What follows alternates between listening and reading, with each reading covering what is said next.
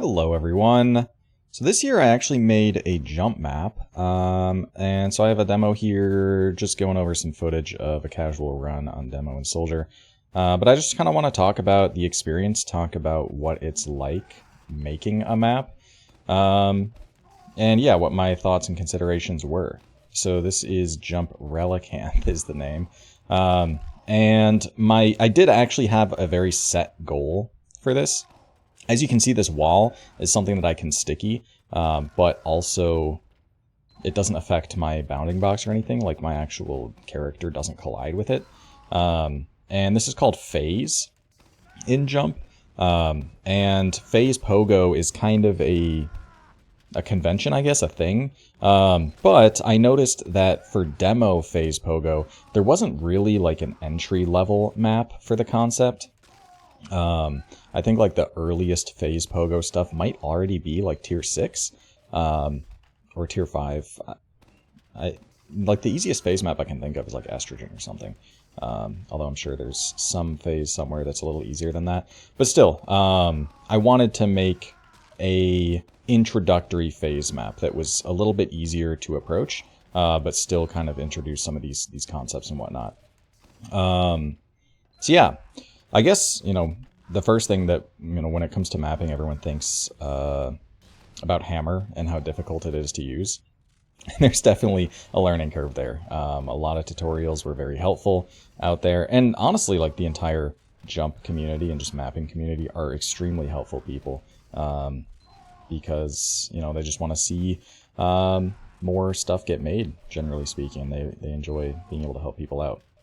But it actually wasn't too terrible, all things considered. Obviously, again, a learning curve. Hammer++, though, is definitely not horrible to use. It wasn't super buggy or anything, generally speaking. But there's definitely like a debugging process sometimes, especially when you're like figuring stuff out. Like, for example, you hit the wrong command. This happened to be early on in like the very early versions where I'm just figuring stuff out. You hit a command wrong and you accidentally turn what was world geometry into like a func detail, which a func detail, if you don't know anything about mapping, then in source 1 your maps have to be like quote unquote sealed. So there is the void, and if you just make walls and a floor but no ceiling, then your map is not sealed. That void is like leaking through the ceiling. So having maps that don't have leaks is a big deal. And something like a func detail does not stop a leak. And, as someone who's just starting out and doesn't know that, that's going to be a problem. So there's definitely like a learning curve.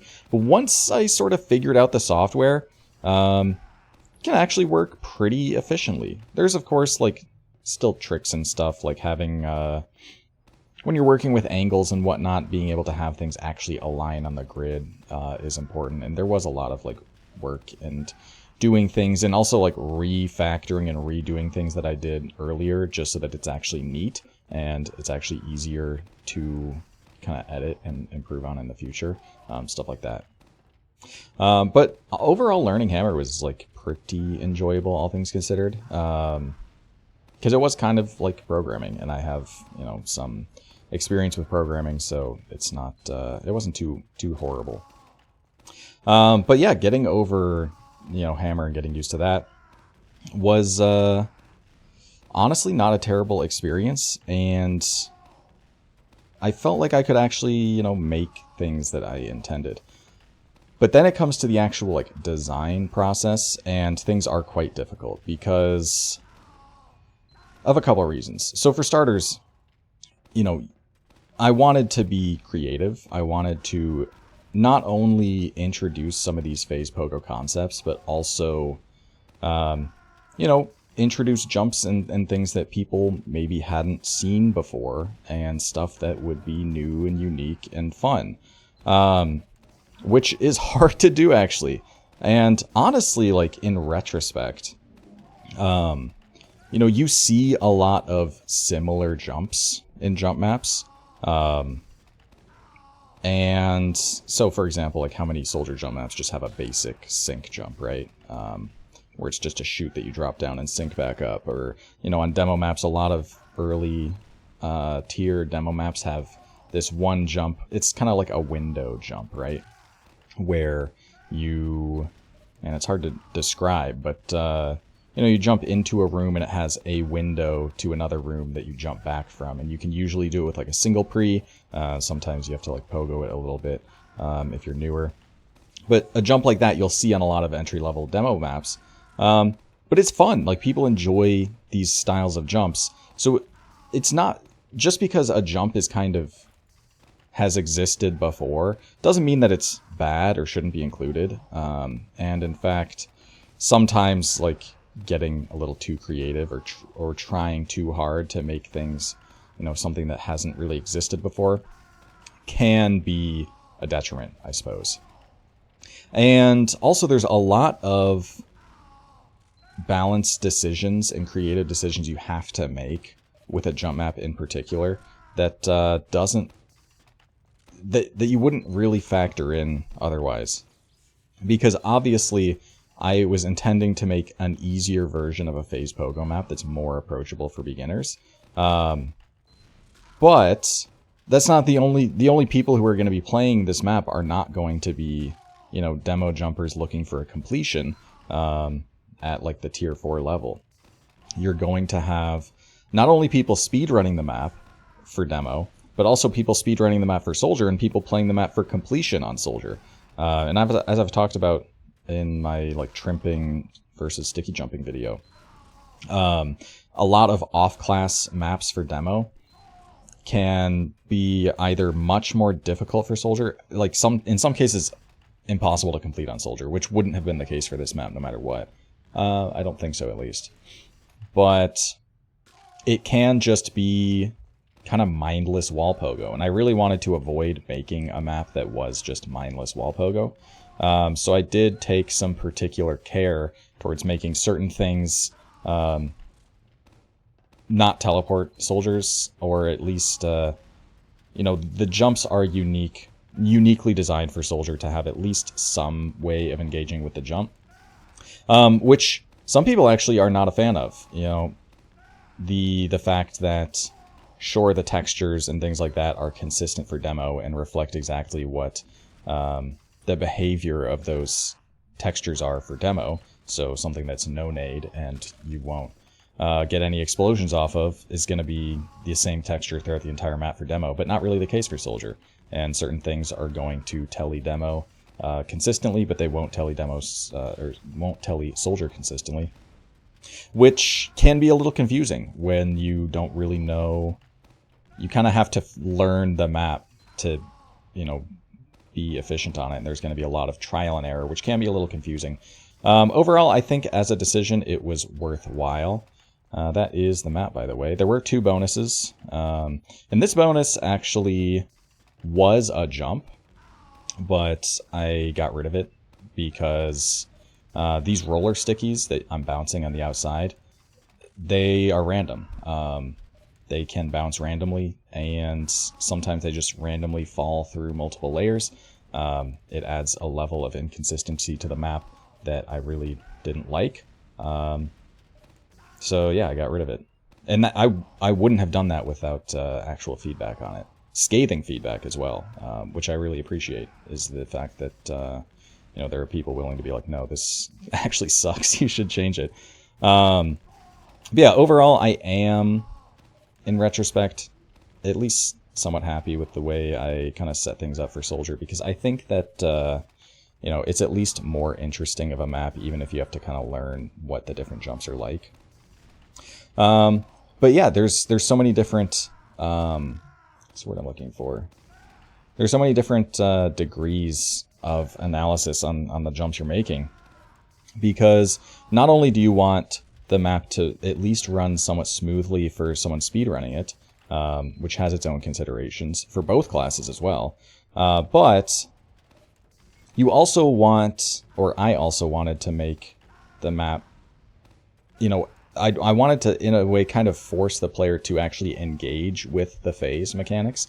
Some of the earlier jumps, like obviously, you know, if it's just a basic single pre, or an air double or something like that, you don't really have to engage with the phase very much on the first few jumps, which is, you know, by design, I suppose, or fine. the phases there to kind of make the jumps easier for someone who's an absolute beginner. But yeah, for some of those later jumps, I really wanted to kind of figure out, like, okay, how do you actually make an interesting jump that, you know, forces the player to engage in the phase this way without just being like straight up cringe, right? Because I do think that jump maps are generally better especially better from a speedrunning perspective, when they're pretty open-ended. And it's more so just about figuring out the geometry and ways to abuse it and whatnot. Like a bonus like this, for example, I don't think is like super well suited for speedrunning necessarily, but it's quite interesting because, you know, the fastest way to beat this jump is to go through as many layers at once that you can. And yeah, I think that something like that can be kind of engaging. Also, you notice the start of the jump was a double, which that is a way to force players to engage with the actual mechanic of the jump.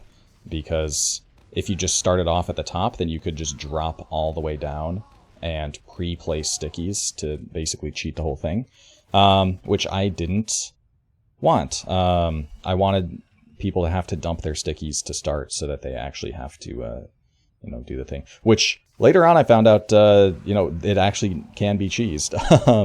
Vice, who is probably the #1 jumper still right now in the world, yeah, he showed me a video of Cheese where he did the pre-placing stickies thing, but also pre-placed a single sticky at the start and did a pipe trick where he shoots a pipe and sinks it with that one sticky in order to get just enough power to get over the ledge and be able to use those two pre-placed stickies at the bottom, which is interesting. But yeah, you have to like kind of juggle these different ways that people might cheese jumps or try to avoid, you know, dealing with the mechanics. And then there's a value judgment there of how much you want to force people to kind of engage with the mechanics versus just kind of leaving it open-ended and be fine with, you know, alternative ways of beating the map. Yeah, there's definitely a judgment call there. As you can see, there was a catapult there for Soldier. Just making things easier, but again, can be a little confusing to be like, okay, well, the player needs to learn that that's how you engage with the jump. So when this Soldier run is up and the demo is up, I'm actually just going to hop into the map specifically and kind of talk about some of the specific jumps. But overall, am I proud of this map? I would say yes. For my first jump map, I think I did a good enough job. I had a very specific goal in mind, of course, as I mentioned, to, you know, sort of be that introductory phase demo map. And I do think that I accomplished that, but there's definitely a lot of flaws in the map that I didn't really see until the map was already released. And I also I could have easily changed, but along the course of the design process, you know, things just kind of get stuck in that it's hard to get rid of them because they're just kind of grandfathered in, so they just sort of stay. And I think the map is worse off for that. I'm going to show some specific examples. But this map actually started out, I had an intention to make 15 jumps, and I did do 15 jumps. I don't think that's really an obligation I should have necessarily kept to, because there's one jump in particular that just doesn't really need to exist, in my opinion. And I'll point that out later. But it also started out as a map without connectors. So there's kind of two styles of maps, right? You have teleport maps where the end of the jump is just a teleport to the next jump. And then you have connector maps where the jumps literally all connect to each other. You know, seamlessly isn't necessarily the right word, but you aren't teleporting between them. It is continuous. And connector maps, in my opinion, are more interesting. They're more interesting to speedrun because you have actual strats that you can set up through connectors. You might be able to take speed into a jump, for example, into the next jump, which there are telehops and whatnot that you can do on teleport maps, but still. So I wanted to make a connector map. They're just more interesting to me. But that was something I had to do after the fact, so basically all the jumps were done, and then I have to figure out how to sew them together with at least somewhat interesting connectors, with some thought going into like how fast you're entering it. Like for example, I can show you guys later. For the air double jump that's quite early on, I explicitly designed the connector to be something that if you exit the jump with the right angle and the right speed, then you can kind of just ramp slide up and then just already be in the next jump, right? So that was something that I considered. This is the one jump, in my opinion, that is like actual wall pogo for Soldier. But overall, I think it's not too bad. And I suck at Soldier jumping, and I hate wall pogo, and I don't have too much trouble on this jump. I did intend for it to be something that you could kind of wall shot in like a spiral or something, but obviously that didn't work out. So it is just a wall pogo jump, unfortunately, but not a particularly difficult one in my opinion, which is nice. There's no like down pogo or anything, which I don't even know if I can do. And then we're on last here. Last does have a catapult. I don't know if you actually need it. And some people set up a sink here, but again, you don't really need it. And yeah, that's the map on Soldier. The bonuses are quite easy, as you'll see. And then we'll be able to actually hop into the map and go over some specific examples of the design process.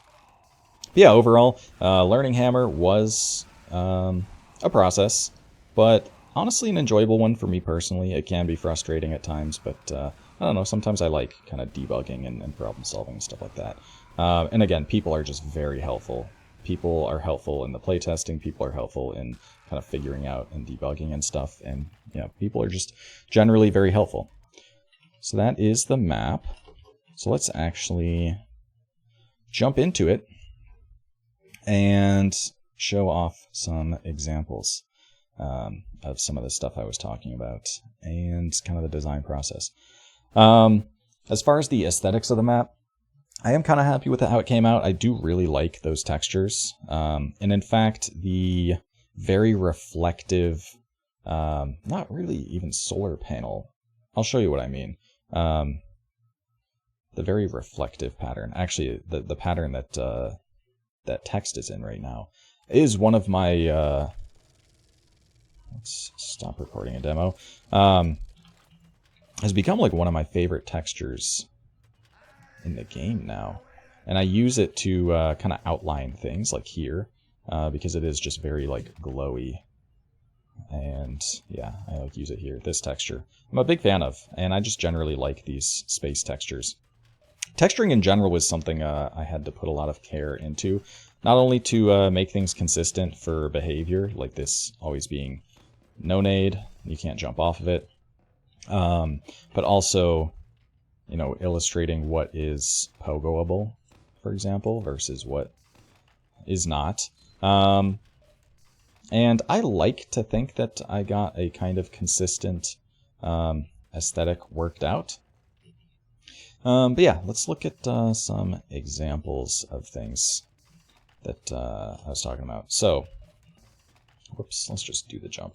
So as I was talking about in the... this is another example of like phase you don't really have to engage with to do the jump, but it just makes it easier. You get to actually line yourself up. So this is the air double jump I was talking about. And if you hit the right angle, then you can see the connector was very deliberately designed so that you can kind of carry speed into it. Yeah. So what was I unhappy with? Generally speaking, the early jumps I am fine with. This jump is not good in my opinion. For a casual completion, it's fine. Speedrunning, it's quite annoying. And what I didn't realize, and let's see if I can actually do this. I've never done this before. This up here is actually a head bug, I think. Yeah, it is. As you can see, if you're holding crouch and release crouch, basically as your head is hitting that ceiling. Is it? I didn't even think I head bugged that correctly. Man, this is kind of annoying with all the tellies everywhere. Wow, that's really easy. It makes me wonder if it's even... Oh, just holding crouch headbugs you. Or no, I just never let go of no clip. Yeah. So it's a head bug, and that was because of lazy map making. I took this entire dome structure and just turned it into a telly and put it like a unit or something above, meaning that the actual telly up top is actually thick and extends into this geometry somewhat, so it's head buggable. Which is just the fastest way to do it, and I don't really like that that's the fastest way to do it, honestly. And the only reason that the end of the jump even looks like this is because there used to just be a telly here, because this used to be a telly jump. So if I were to go back and, you know, remake this map from scratch, knowing everything I knew, I probably wouldn't have this dome at all. I'd probably just have you double from here to the end. But because there are, you know, all these different factors at play and things that were kind of already made at that point that I just, you know, didn't remake, there's some holdovers, and I really don't like the end of this jump. I think this jump turned out pretty poor overall. What else? This jump overall is fine, and again, feedback, you're able to change things, because there are jumpers that are much, much, much better than me, and who kind of see how to do jumps as fast as possible, much more easily than me, and can really help me tweak the spacing and things so that it's actually more convenient to do so. Okay. This jump actually has a really interesting speedrun strat where players like set up a double there, which was not what I was expecting at all, and I think it's really neat. And yeah, there's just generally ways that people do jumps faster that you just never would have thought of. But again, this is kind of just a jump intended to have you engage with the phase, kind of down pogo and pogo across. This area was sort of intended to be kind of phase as an obstruction, where you kind of have to carefully place your stick and then you can place it over. But you can kind of just ignore it. So it doesn't really do that much, but I don't know. It's fine. I'm not mad at it. This, again, is a jump where phase strictly exists as an obstruction. There's really no benefit to using the phase at all. It's just a matter of not having your stickies hit it, which is an idea I extended into this, which I think this jump actually turned out... It's so simple, right? But it turned out to be quite fun, for me at least, because as a demo, you can do this sort of like fast, low to the ground pogo, and this jump very much encourages that, because if you're going slow, you have to really time your sticky so that you're not, you know, accidentally... Let's see if I can demonstrate. You're not accidentally shooting the phase and ruining the pogo. So I think this jump turned out pretty cool, how the phase itself is just an obstruction. The end is a little weird, and I got feedback about that as well, and how that hole basically just slows you down and doesn't do much else, but I decided to keep it for whatever reason. I don't think it's a huge detriment. This is a jump that got completely refactored, so people can go faster, because it used to be... You used to not be able to shoot the walls, basically.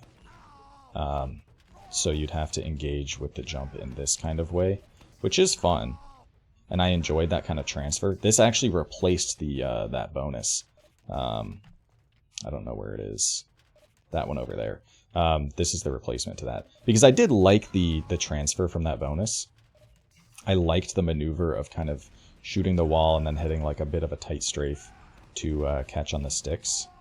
So I wanted to replicate that, but I understand if you're trying to go through the jump as fast as possible, oftentimes you're going to just be relying on like a roller on the wall or something, because these walls are roller.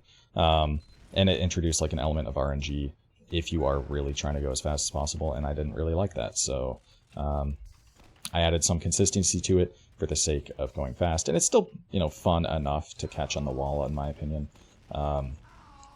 And kind of the core concept of the jump of the phase has a hole in it, so you're engaging with it in that way, which I hadn't actually seen on other maps. I don't know if that's a thing elsewhere, where the phase has a hole, and the point is to kind of shoot through the phase in that way.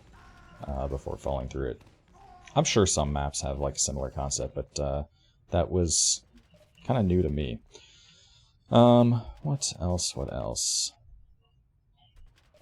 This used to be roller, which would have introduced some roller RNG, so I just made it all no-nade.